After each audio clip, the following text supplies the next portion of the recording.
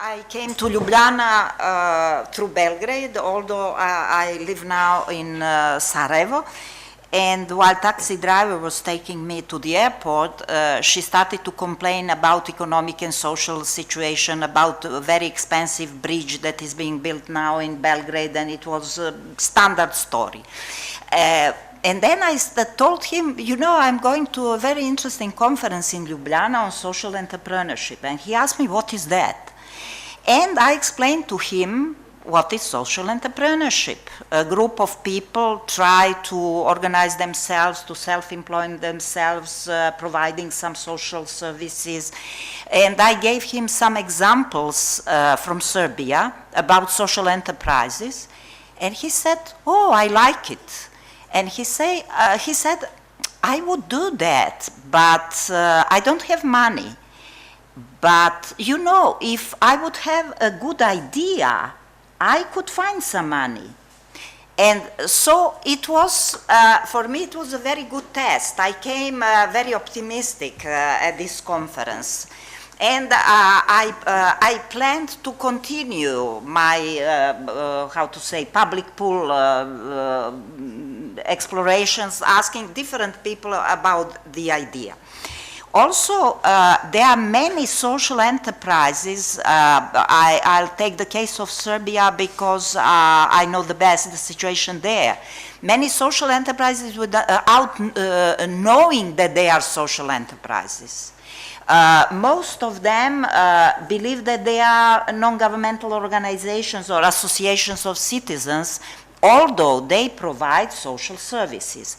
And there is a very good book produced by Maria Kolin and colleagues from the European movement in Serbia who did some field research. And they listed about 20 social enterprises from Serbia in this booklet, which was published in 2008, and that was June 2008, so almost 3 years ago. And that was in fact the first serious information about the issue in Serbia. Since that time, there are big changes in the perception, and I believe my colleague from Serbia will say something about that. And now I would like to shift to some key problems that we are having in the region, and one of the key words is a necessity for a new model of development, because the existing one with which we entered the crisis period didn't prove to be sustainable. So more or less these are the issues which are mentioned the most often. Reconciliation, stability, and good neighborly relations, we are making great progress in that respect. There is a necessity for a new model of development and growth. What has been proposed in many studies produced by international financial organizations, by the European Commission, by think tanks, is that we should put a greater stress on exports, on export-based growth, investment in tradables, development of small and medium-sized enterprises, public-private partnership, because our model was mostly based on development of banking services, some transport services, tourism, construction work, but it didn't prove to be enough. And then what is one of the greatest problems, it is very poor physical, institutional, and social infrastructure, and even underutilization of the existing resources. So mobilization of existing resources is one of the key recommendations. And social entrepreneurship, development of social entrepreneurship, is exactly mobilization of our own resources in a much better way, addressing some problems that we are having in social economic area in our societies. So what are the possible models of networking at the regional level in that area. We already have 2 cases. We incubated 2 regional networks in the Regional Cooperation Council. One is the PPP network, Public-Private Partnership Network, Southeast Europe Public-Private Partnership Network.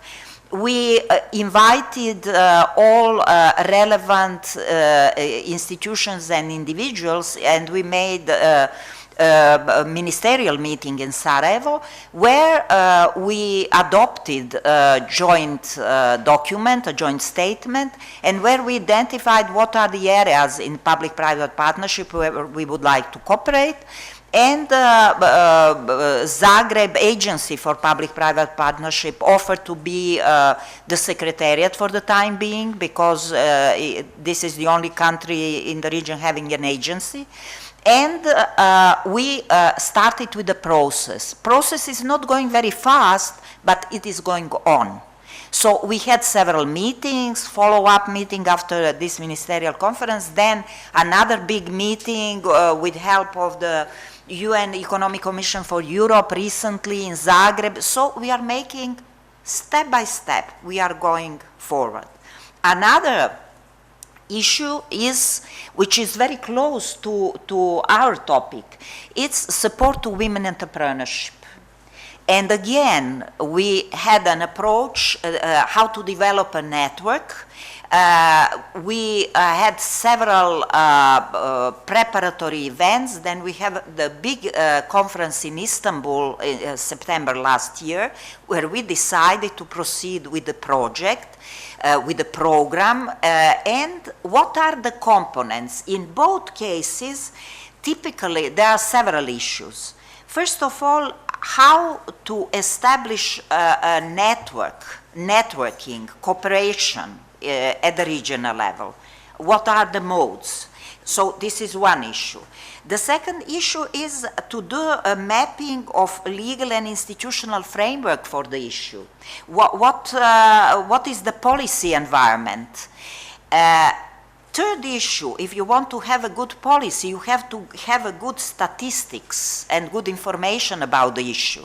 So that was again a typical problem that has to be solved. Then we have access to capital. How to provide appropriate equal access to financial sources for development of this specific sector. And finally, what kind of education and training do we need to improve the performance of this sector? So these are typical issues that we have to address if we want to have, first of all, appropriate development of this sector and good networking. So a lot of mapping, a lot of work is necessary. And finally, we have to have some structure to support that. It cannot be just we met once a year and we discuss the issues and common problems and we shared good experiences, etc. It is possible, of course, if we are not able in a given moment to go further, it's enough. But it is very good and necessary to have some structure behind to support all these activities and to develop them. Finally, we have, as we said, we have a wider European context, and as we heard, it's not only European, but in European context, we have European Single Market Act, we have Europe 2020, we have also Small Business Act, because a lot of things from Small Business Act could be replicated in this area of social entrepreneurship. And as it was presented yesterday, what is the advantage of having Regional Cooperation Council as a regional structure? We have a good access to all other regional structures being developed where this idea of social entrepreneurship and social enterprises could be shared. I have in mind a network of the Association of Local Authorities from Southeastern Europe. Local level is extremely important. Southeast Europe Health Network, Standing Working Group for Rural Development, all structures operating in the area of green and sustainable growth, environment protection. Last week we had a meeting, this week, we had a meeting on climate change in the region. Again, there is an interest to involve local communities in this area. So appropriate networking of networks, existing networks, is extremely important.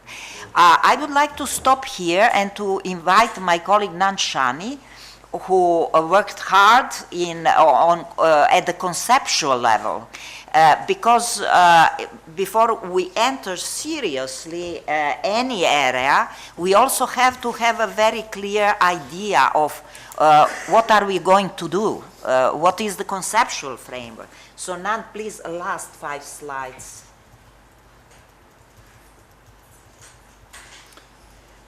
My colleague Nanshani is this is the beginning. Thank you. Is from the Unit Economic and Social Development in the Regional Cooperation Council, one of our 5 priority areas. Thank you, Jelica. I'll continue where Jelica left, focusing on the direct implications that our specific work in the Economic and Social Development Unit of RCC has in relation to social entrepreneurship. But a bit of background. One major priority of RCC is social development, and specifically mainstreaming such social development into economic reform deliberations throughout the region. And there are 3 major areas of our involvement: labor and employment policy, where we sort of try to promote more and better jobs throughout the region; social dialogue, so trying to involve social partners, both trade unions and employers' organizations, in these discussions; and public health. Very briefly, what has been done so far in each of these 3 areas. First, there has been a strong political backing to the Bucharest employment process, which was a platform agreed by ministers in charge of labor and employment policies in Southeastern Europe, who committed themselves to regional cooperation on employment. There have been analytical studies conducted in all of the countries in Southeastern Europe, Western Balkans basically, country reviews of employment policies with the help of Council of Europe and International Labour Organization, with clear recommendations that have been endorsed at the highest level, and regular meetings of technical experts on employment. Then we again, as I said, we're promoting the inclusion of social partners in all these discussions, and also this other specific area, which is the health network, where we have health policymakers, technical experts from Southeastern Europe coming together with international experts and supervising activities of regional public health project in Southeastern Europe. So our 3-pronged approach is to support follow-up actions to this employment process by focusing on promoting more and better jobs, promoting regional social dialogue mechanisms, and in this context also contribute to strengthening the capacities of social partners and their contribution in social dialogue, and also supporting this regional ownership of the health network and ensuring the sustainable long-term results. So from this general context, let me mention now one specific event that we are going to organize. It's a social agenda conference at the end of May, 25-26 of May, in Sarajevo. RCC is the main organizer with financial support from the Friedrich Ebert Foundation. And the objective is to contribute to the establishment of a long-term social development vision for the region that will also help align all these countries to the broader EU social agenda. And it makes sense in this context, as that's the aspiration of all these countries, so to join the EU. So it makes sense to sort of start by now, aligning as much as possible policies with this moving target, which is the EU social agenda. And in this context, the Europe 2020 is the relevant strategy that we are aiming to address in a way, so in sort of establishing a Western Balkans 2020 long-term strategy that will focus on these two major components on the social side: jobs and employment, and poverty reduction and social inclusion. And hopefully the expected result of this event, but also of follow-up events that we will take up in the future, is the establishment of regional platforms for these two pillars: employment promotion and social inclusion, poverty reduction.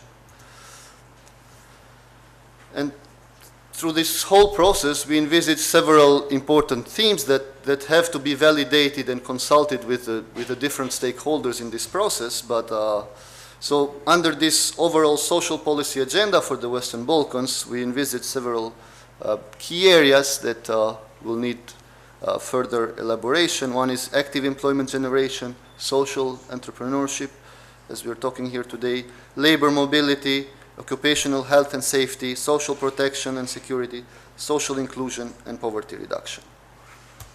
And I'm sure this first event will, in a way, set the ground for all these further activities. And social entrepreneurship is basically one key component that we strongly believe can contribute to the development of the region.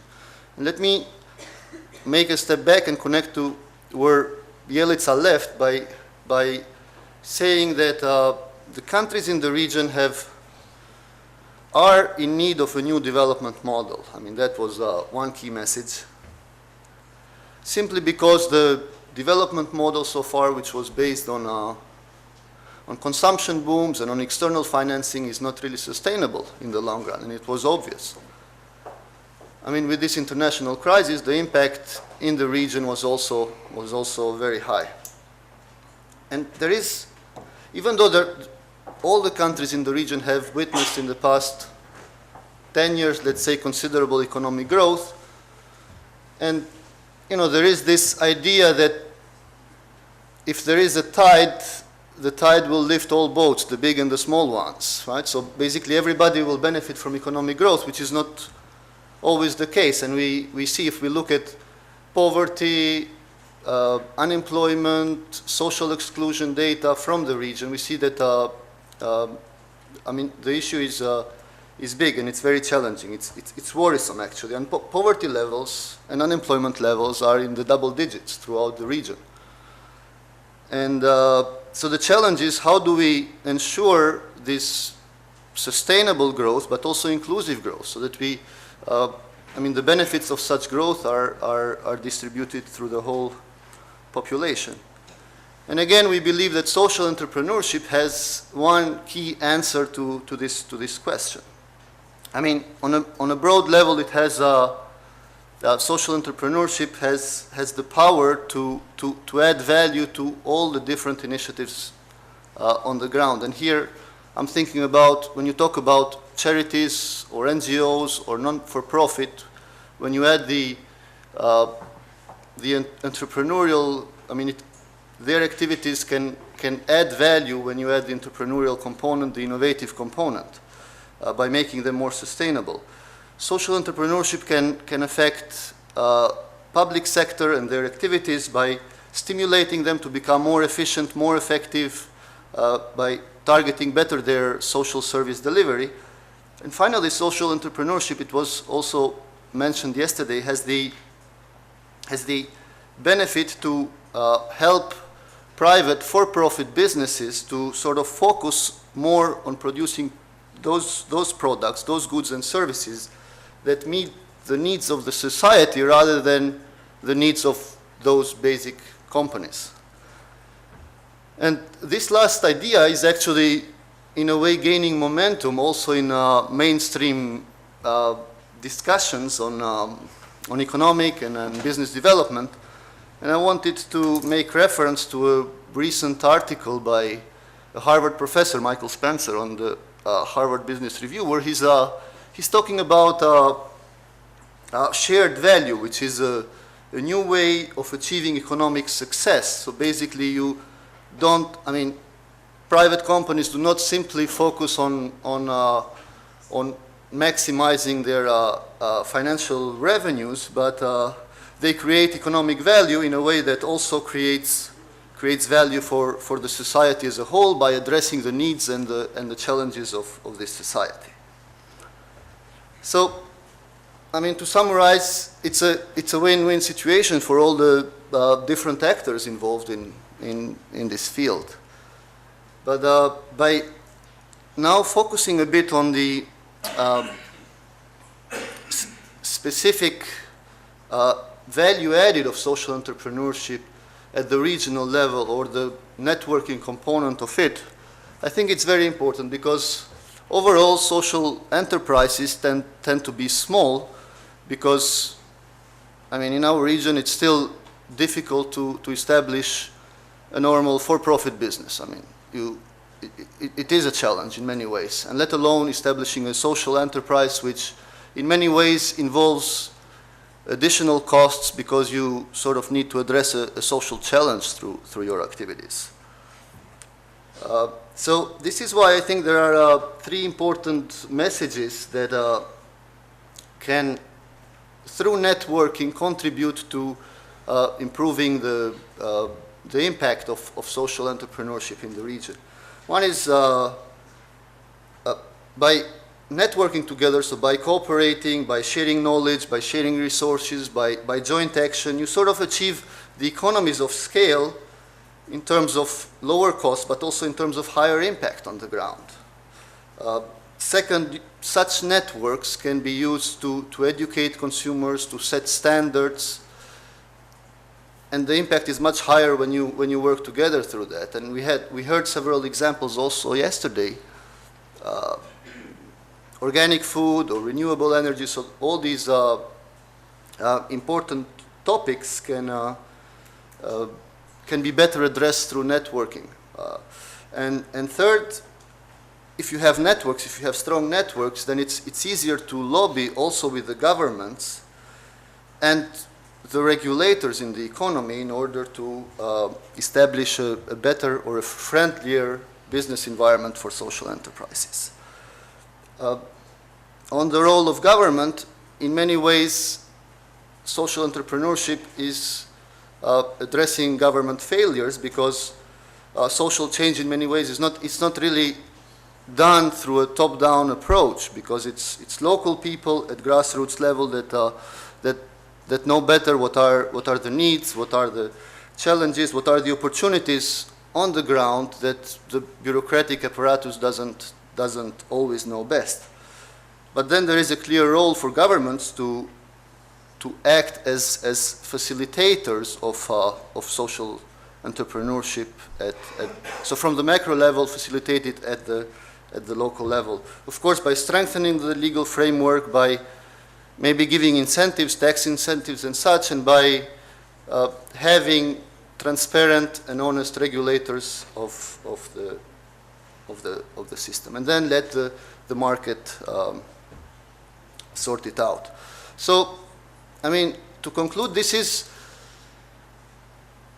an important area for RCC, and this is where RCC can contribute by acting as a regional platform, as per its mandate, to bring together all these different actors, both on the government side, as RCC is an intergovernmental organization, but also different networks and social enterprises to come together and in a way discuss all these issues that I mentioned, and try to capitalize on the networking and the regional perspectives of social entrepreneurship. So I'll stop there, and if there are any questions, let us know.